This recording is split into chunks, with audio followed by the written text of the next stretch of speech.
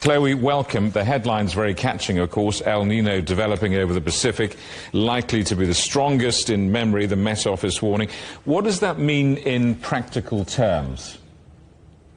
Yes, so we've had this El Nino warning issued previously in the year by the World Meteorological Organization, and the UK Meteorological Office have done new analysis using their seasonal forecasting to look ahead at what this could mean in the winter season this year. So we've already seen some of the impacts that you've mentioned, but another impact was sort of lower rainfall in the South Asian monsoon as well. And the El Nino is occurring in the Pacific. So regions that see most of the weather impacts are countries that border that region. But this has widespread implications for weather patterns elsewhere because of interlinkages between how the Earth's weather system occurs. So what this really shows, and what these meteorological organizations are hoping for, is by issuing these warnings that we can have long-term planning and also put in place interventions so that the impact from potentially the biggest El Nino we've seen in living memory, but it could rival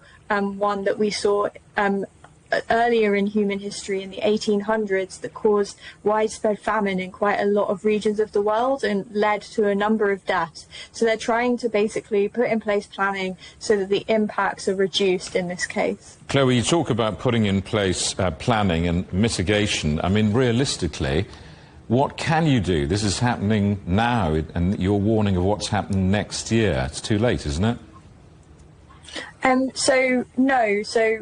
When the World Meteorological Organization actually issued their warning a couple of months ago, what actually happened off the back of that there was some funding that was released to look into research of where the impacts would be and the countries that would be most affected.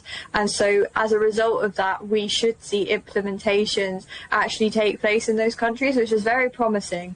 However, in some respects, it is too late to reduce some of the impacts, because this is coming off an amplification effect of climate change. So obviously with climate change, we have this raise in baseline temperatures and an increase in extreme weather. And then with an El Nino, we have this amplification effect. And so we do need long-term planning and resilience building for climate change as well. And if we had that, we would also be able to reduce the amplification of El Nino every time it occurred, because it's a natural phenomena that occurs cyclically. So every, I think it's 7 to 8 years about, it will occur. So yes, so it's promising to see those funds being released on the back of these warnings from meteorological organisations. Chloe, good to talk to you, and thanks so much for your time. Chloe Brimicombe, the climate scientist from the University of Oxford.